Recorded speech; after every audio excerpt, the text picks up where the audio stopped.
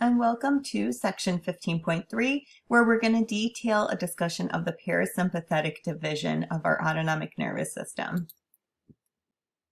Remember that this division is known as our rest and digest, so it's really serving to maintain homeostasis at rest.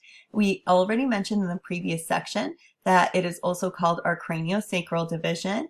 We are going to see those fibers originate from the brainstem and from our sacral region of S2 to S4.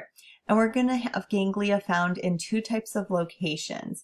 We have terminal ganglia, in which the ganglion are located close to the effector. So for example, your ciliary ganglion is located close to our muscles within the iris here.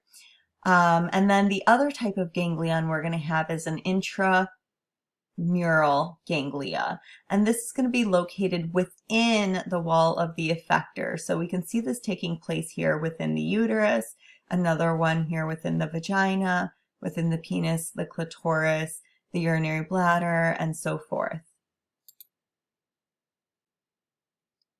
For our next topic, we are going to take a look at the cranial components. There are 4 cranial nerves that convey parasympathetic signals.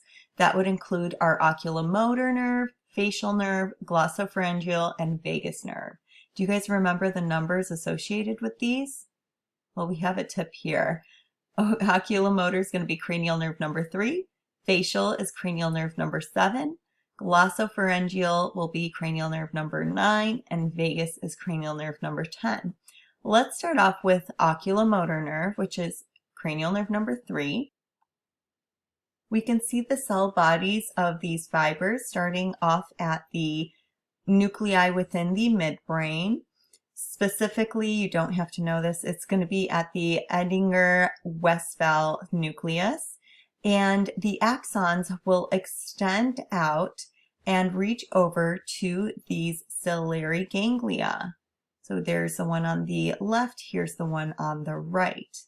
The postganglionic axon then is going to travel to control something known as a ciliary muscle that we are going to connect over to the lens of the eye to help focus on near objects.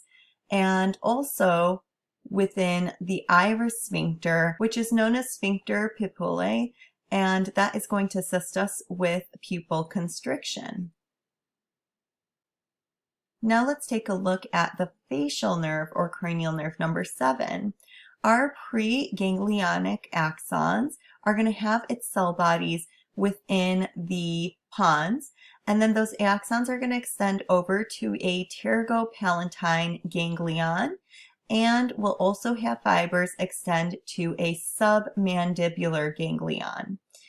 At this point, let's take a look at the pterygoganglion first.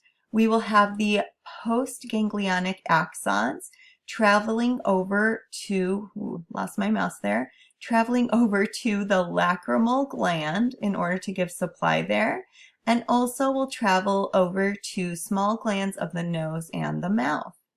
And our postganglionic fibers that are traveling from the submandibular ganglion over to the sublingual gland and submandibular gland are going to control those salivary glands. Next we have our glossopharyngeal nerve, which is cranial nerve number 9.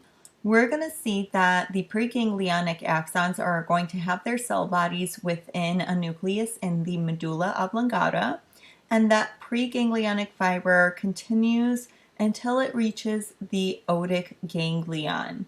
This ganglion is found near the ear, so I wanted to show you this view over here so you can get an idea of where the placement of that ganglion is. And then the postganglionic fibers, so we'll go back to this figure, are going to leave the otic ganglion and travel to reach the parotid gland. This gland is also found anterior to the ear. It is the largest salivary gland that we have. And lastly, we have our vagus nerve or cranial nerve number 10.